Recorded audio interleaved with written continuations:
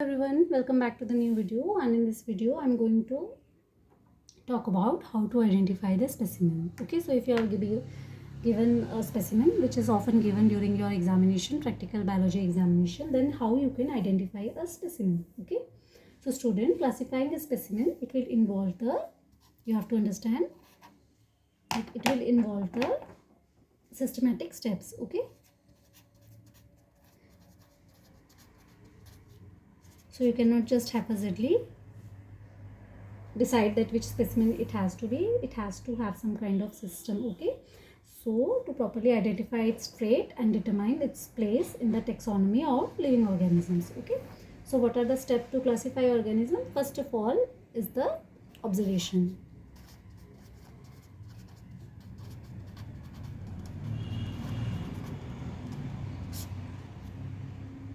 So if you have been given an exam specimen, you have to begin it by observing the physical characteristics.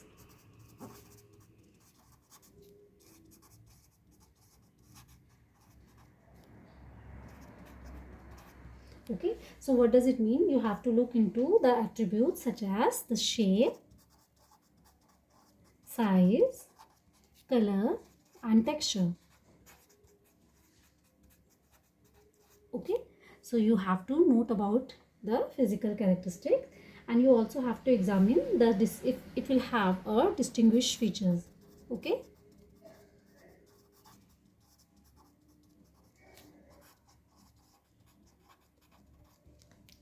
so what are the distinguishing features that you have to observe is like, do the specimen have limbs? Okay, do they have the fins? Do they have the wings? Okay, or the gills? Okay, so you know the different features of different animal kingdom, right? Different phylums of animal kingdom. So based on that, you have to first of all identify the physical characteristic, and then you have to look for the distinguishing features. Okay, then this will help into the classification of specimen. Okay, the second point is habitat analysis.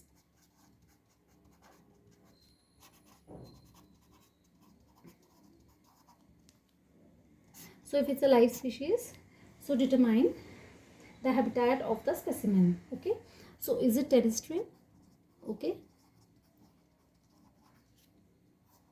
is it aquatic? Is it arboreal? Okay, or is it aerial? So if you can establish the habitat, then it's very good.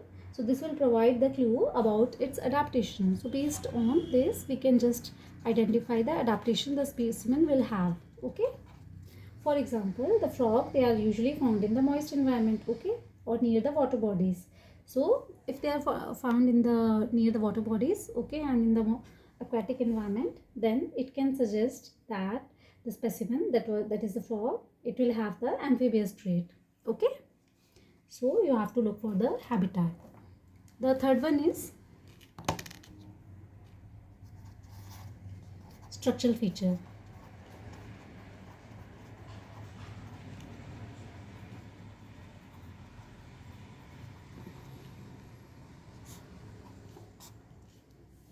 So student, then you have to third step is you have to examine the internal structure feature of, if possible. Okay, so if it's not a live sample, okay, then you can, if you have the facility, then you can go for understanding or identifying, examining the internal structure feature. Okay, this will include the skeletal type. Okay, so if there is organ system, okay, first of all you can identify that whether it's a vertebrate or the invertebrate. Okay, so you have to if there is an option, you have to understand the internal structure. So first of all, you can just identify whether it's a vertebrate species or the non-vertebrates. Okay, they have do they have the notochords? Okay, and if there is a presence of organ system, like the presence of lungs, heart chambers and the reproductive system. Okay, so this you have to understand. Okay, so I will explain you that if you have, suppose if you have been given a frog, okay, So first of all, you have to observe that the specimen, okay, has a moist skin. Okay, it will have the distinguished feature that it will have 4 limbs. Okay, and it will lack the scale. So this will be the feature of the frog. Okay. Okay, if your specimen is frog, I will explain according to it. Okay, so what we observed in our specimen, we have the specimen have the moist skin. Okay, it has 4 limbs and it lacks the scale. Okay, and you can just observe it, it is staying near the water. Okay, so this will give you the idea about that it is a amphibious trait. Okay, and if we talk about the structure feature, and if it is a dead specimen, you can just find out, or in the life also you can just find out whether it has a backbone or no. Okay, so it has the backbone. Okay, and it has the lungs for breathing. If you know the internal structure, it will have the lungs for breathing. Okay, and if we talk about the reproductive structure, then it's laying egg. Okay, so this you can understand from both live and dead species. Okay, the fourth step in the identification is the behavioral study. Okay, so you have to understand that how the species is in terms of behavior. Okay, so what kind of you have to understand that what kind of movement it is showing. Okay, what are the feeding habits, and what response the species is giving to stimuli.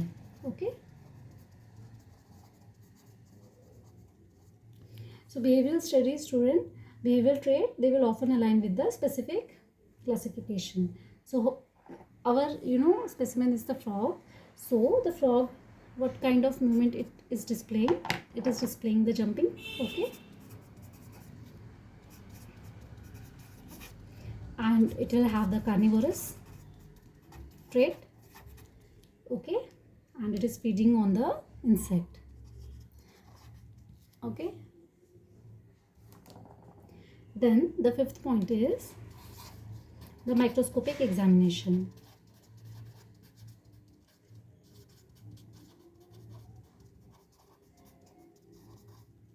So you have to conduct a microscopic analysis to study the feature like cell type. So what kind of cell it is having, the prokaryotes or the eukaryotes.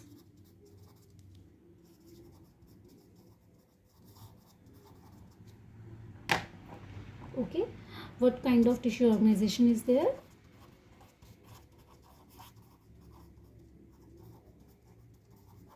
Okay, whether it will have a presence of chloroplast or no. Okay, so in the frog we know that the cell is the eukaryotic. They have the eukaryotic feature, that is they have the membrane bound organelles. Okay, they lack the chloroplast. Okay, and confirming the lack of chloroplast is leading to confirmation that it isn't a plant. Okay, so you have to understand the tissue organization also. The seventh step is the genetic analysis if applicable. Okay,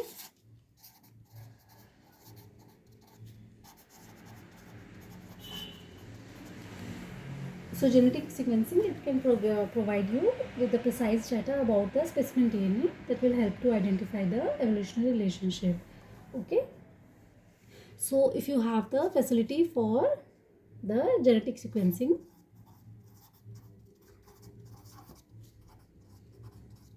so student, what do you think, what will be the outcome for the DNA analysis of the frog? So the DNA analysis of the frog will be similar to amphibians. Okay,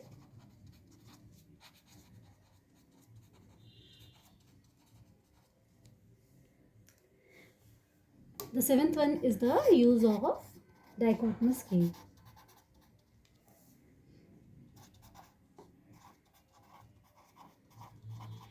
So student, what is the dichotomous key? It's a tool, okay, with the series of choices that will lead to the identification of the organism. So this will compare the traits systematically to narrow down the possibilities. Okay, so for example, you can use a key, you can determine that the frog belongs to the class Amphibia.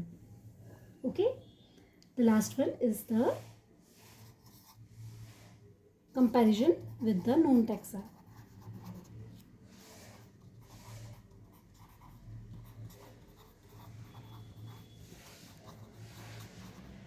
Okay, so you have to match the specimen traits with established taxa like kingdom, phylum, classification, class, order, family, genus, species. So this step will finalize the classification. Okay, so after all this 8 step, you will come to know that the specimen we are having is the frog. Okay, and it is known as Rana tigrina. This is the scientific name. Okay, and student, this is all you can classify as species. And why it is important, so each to go for the systematic way, because each step will ensure a systematic approach to classify, link the specimen to its evolutionary lineage and the ecological role. Okay, so by following these steps we can categorize the organism. I hope it is clear to you. Thank you for watching the video.